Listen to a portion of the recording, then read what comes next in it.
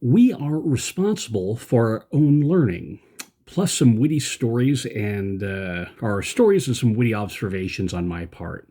I'm Kendall Bryan Hunter, and this is Come Follow Me, Get to the Point, where I always show up, I always come prepared, we never take roll, and it's bring your own refreshments. This is a Brussels sprout. Start your New Year's resolutions off right and eat your Brussels sprouts. So we are responsible. I think that went into the trash. Come follow me for New Testament. This is the first lesson: is we are responsible for our own learning, and that's it. That's just the whole point of the lesson. It's you just say that one sentence, everyone nods, and you can go home. But what happens is that when we have these talks about it, is sometimes we get this assumption that everything's up to the teacher, and that sometimes everything's up to the student, and it's actually balanced between the two. If you read D&C's section 50, it talks about the interactive process. It's not one or the other. But getting back to the point about we are responsible for our own learning, is a lot of the complications that come from that, I believe, are just defense mechanisms and avoidance tactics. It's just more work. People, for whatever reason, people just don't want to do the work involved with it, and they raise a big fuss about it, overcomplicate the issue. Now, what I'm talking about is abstracted from my experiences as 34 years as a teacher. I started in 1989, but my first year at a college, I was called as a teacher and a student warden, off and on did that. So before I get into the meat of the lesson, I want to tell three stories. The first one is I had a bishop in a student ward, and he talked about family home evening, and he said that when they were married and a lot younger, they just never did family home evening. They always found they just, this grab bag. Oh, here's an excuse for us not to do it. Here's another excuse for us not to do it. Okay, here's another excuse for us not to hold a family home evening. And by the time the kids hit the teenagers, they realized, yeah, we need to start doing family home evening. But in a certain sense, it was too late. It was just harder to put it in place. And so the moral of the story is that when you have home evening or the home-centered church, just start when you're a couple. And as your children are born, just get grandfathered into the process. So you have the process in place and you don't have to reinvent the wheel. So now here's the second story, is growing up when me and my siblings hit the teenage years, when the schedules are all crazy, our parents decided to start holding family home evening on Sunday rather than Monday. And it worked a lot better. And you understand now that church's policy is a little bit more flexible in that area, and you remember the family proclamation that says other circumstances may necessitate individual adaptation.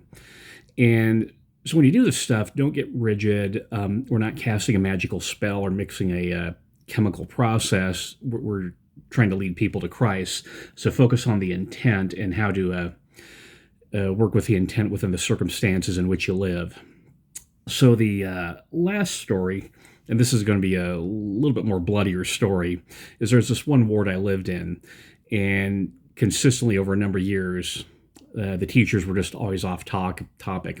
You'd show up to a Sunday school lesson, and a teacher would talk about one thing. Then you go to priesthood meeting, and you get book reviews or seminars or Brené Brown group therapy. And the problem was that it was going on. It shouldn't have been going on, and the local leaders just weren't doing anything about it. So here's a question. When you show up to a class and the teacher goes off topic, question: is this priestcraft?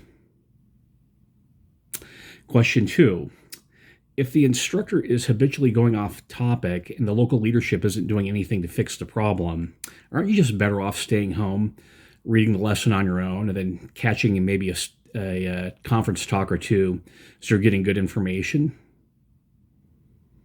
So think about that question. And here's the question 3.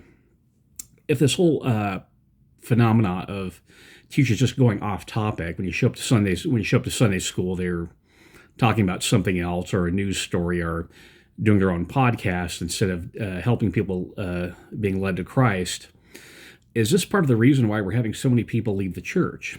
Is that you show up to church, you expect to get exposed to the gospel, and you're really getting exposed to a person's opinion. and the local leadership isn't doing anything about it. So think about those three stories as we talk about it. So point 3, I'll talk about the Lord's pattern. And his pattern is simple. Don't mess with the message. 3 Nephi 11:40. And whosoever shall, and this is Christ speaking, 3 Nephi 11, so it's Christ to the Nephites. And whoso shall declare more or less than this, and establish it for my doctrine, the same cometh of evil, is not built upon my rock, but he built upon a sandy foundation. And the gates of hell stand open to receive such when the floods come, and the winds beat upon them. So what's it saying is Christ has a specific message. We're not supposed to mess with the message. We don't teach more or less. We don't change the message. And if you do, you're building on a sandy foundation. And as well-meaning as these people are, they're opening up the gates of hell, which doesn't kind of describe what's happening to your friends who leave the church. 3 Nephi 19:18, and this talks about as Christ has delivered his message, he's gone into heaven. And so this is the day after 3 Nephi 11, where it's just the disciples. And this is what it says, 3 Nephi 19:8. And when they had ministered those same words which Jesus had spoken, nothing varying from the words which Jesus had spoken. And nothing varying. Now, Mosiah 18:19, and this is the church and that Alma the elder sets up, the one that's in the wilderness. And this is the rule of the order of the church. And he commanded them that they should teach nothing, save it were the things which he had taught, and which had been spoken by the mouth of the holy prophets. Now, Doctrine and Covenants 42:12 through 13. And again, the elders, priests, and teachers of this church shall teach the principles of my gospel, which are found in the Bible and the Book of Mormon, in which is the fullness of the gospel. And they shall observe the covenants and church articles to do them. And these shall be their teachings, as they shall be directed by the Spirit. So you're getting the message is that there's a distinct and precise message Christ has. And then when you show up to church, you're supposed to teach it. And if you got something, itch on your back or something you really need to talk about, do what I do, go on social media. I have these other channels, Comrade Ochotnik, where I criticize Russian stuff, Church Conundrums, another channel I have, Faceless Comedy. You can go to these other channels and talk about all the stuff that your political interest, but just don't do it in church because you're not supposed to do that. And it's having a counterproductive effect. This is why people are having problems with the church. They're just not getting exposed to the gospel. They're getting exposed to whatever. It's not a free-for-all. It's not an open mic night. And so I'd like to talk a little bit about what goes on in classes. So this is point 4. I have the notes below. And you have the problem before class where teachers don't read, students don't read. They show up to class. I have no idea what goes on, and so they compensate by giving out sugary refreshments. That's why my tagline is, I always show up, I always come prepared. Of course, there's another way is where you get overly rigid, where a teacher micromanages a lesson, sets up a PowerPoint, and you dare not deviate from the PowerPoint. Just answer the questions, read the teacher's mind type of thing. But for the most part, people just kind of get sloppy. They show up to church, they just review it while they're sitting in sacrament meeting. And then during class, you get this really, I got 10 ideas or 10 sort of templates of people in class. So the first one is the student or the class members. They're just there because the wife has the car keys. Point 2, people are there just because they're going through the motions, and that's the Book of Mormon warns about doing things with real intent. You have people there who are expecting other people to feed them. They're being acted upon, they're being objects, and I'm going to say a harsh word, but the stuff you've been reading in the Old Testament's a lot harsher. People are just spiritual freeloaders. 2 Nephi 2, you either act or you're acted upon. Another problem is this isn't as bad as a type of false meekness. It's a type of pride from below. They feel that they don't have anything to contribute, and the Lord warns about in D&C section 60, verse 2, people who hide their talents or bury their talents. So you can feel sympathetic for them, but they are burying their talents. Point 5, or number 5, is you have people who are keepers of the lore, where they just church is just where you recite a script. You have certain points you talk about. When you talk about certain things, you answer a certain way. And like I said, it's just like someone's reading a script and they just regurgitate the script back and forth to each other, the teacher, the student, and not exactly sure what's going on with that. Abraham 1:3 or 1 verse 2 is Abraham desired to be one who possessed great knowledge and to be a greater follower of righteousness and to possess greater knowledge. So get further revelation. Don't just repeat the script or the basics, but make sure you're getting further revelation. 6 is you have a person who's a podcast recast. They just repeat what they heard in someone else's podcast or repeat someone else's opinion. A variation of this, well, my mission president said this, or I had another bishop say that, or back in the old ward, they used to do things this way, or I heard about this other ward. This is what Joseph Smith said. Joseph Smith said, reading the experience of others or the revelation given to them can never give us a comprehensive view of our condition and our true relation to God. So reading other people's experience just doesn't help us. It can be sort of edifying. It's like reading someone else's patriarchal blessing. It doesn't have anything to do with you. Or if someone else gets the second comforter or the second anointing, that's nice, but doesn't affect your situation. Joseph Smith continues, knowledge of these things can only be obtained by experience through the ordinances of God set forth for that purpose. And then this quote, Joseph Smith, could you gaze into heaven 5 minutes, you would know more than you would by reading all that was ever written on the subject. That's from the Joseph Smith Manual, page 419. And that's kind of the problem that people have is they're just not thinking. They're going back to this repeating a script thing. 5, so another one is point 7, people who posture. They're there to be seen of men, which is what Christ warns about. 8, you have the chattering class chatterboxes where people just show up and it's more of a babbling or...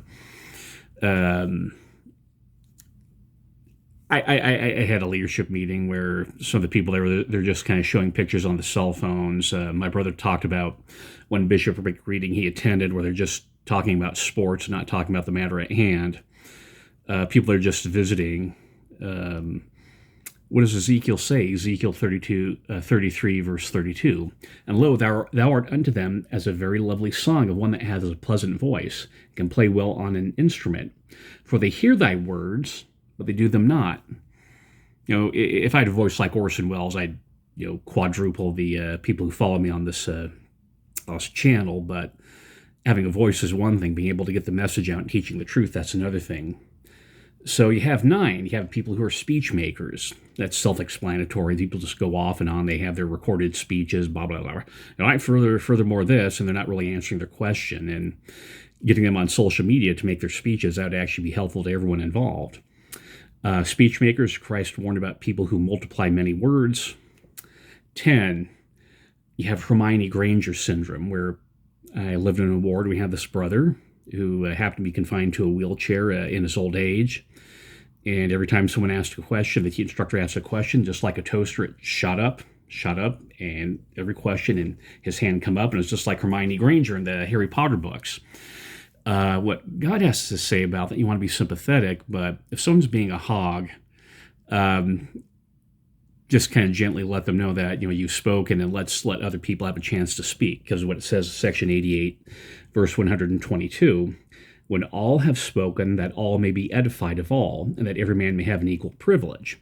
If you get someone who's like Hermione Granger who wants to answer every question, that's a problem. That's someone who's kind of being a hog. We're at 10:11. You have secular missionaries. People show up to church and they're trying to convert you to their political parties, their political opinions, or their social agenda. And what did Christ say? Christ said, I'm the light that you hold up. You hold up Christ, not our political parties. Political parties are not priesthood organizations.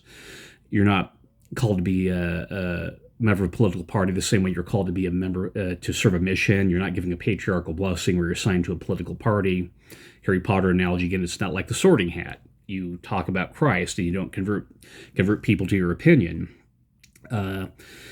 12, you have the Crazymakers, and this is the people just go off topic. They want to talk about something else. They have an axe to grind or a bone to pick, and they just make things, what I just said, make things horrible for everyone in the class.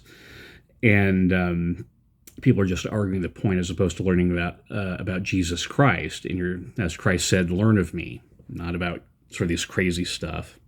And the last thing at 13, this is more for the teachers, is that the danger of priestcraft, where priestcrafts are men that preach and set themselves up for a light into the world, that they may get gain and praise of the world, but they seek not the welfare of Zion. And a lot can be said about church influencers on social media. You have the general authorities, you have the priesthood chain of command from the president of the church down to your bishop, the people of the word who are set apart and in the stake. But then you have people like me who get on social media, and that's a danger because some of these people can really thrive off of their social media accounts once it gets monetized. So it's for YouTube, it's 1,000 followers and 4,000 hours of footage is how you can start monetizing it. So I'm slowly working my way up there. But book sales and stuff, touring, even legitimate stuff like Time Out for Women, there's dangers of priestcraft in there.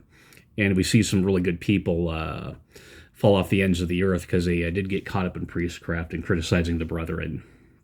So 13, and you can come up with your own versions of that list I made of the type of students in the class and the type of teachers. And there's also a problem is after class.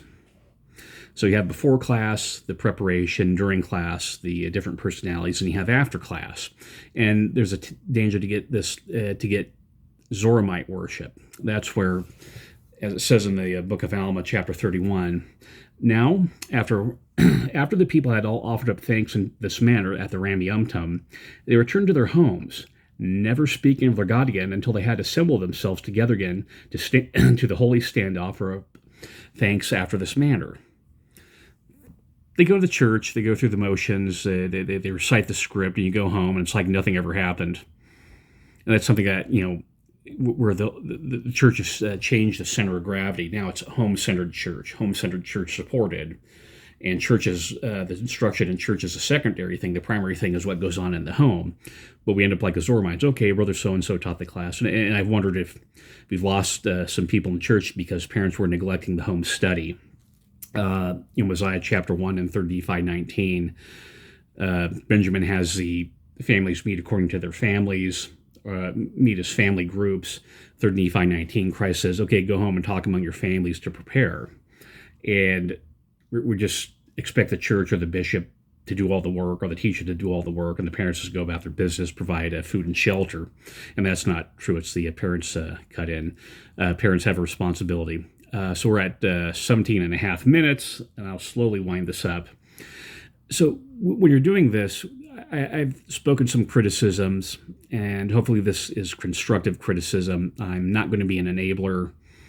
I'm not going to empower nonsense.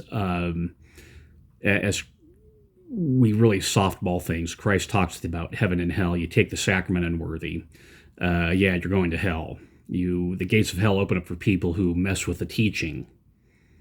And that should be very sobering. That's not a scare tactic. That's actually a truth of reality. So I'd like to wind down with this quote, another quote from Joseph Smith in the Joseph Smith Manual. God does not look on sin with allowance, but when men have sinned, there must be allowances made for them. Mercy cannot rob justice. Justice cannot rob mercy. And so we love people without enabling them.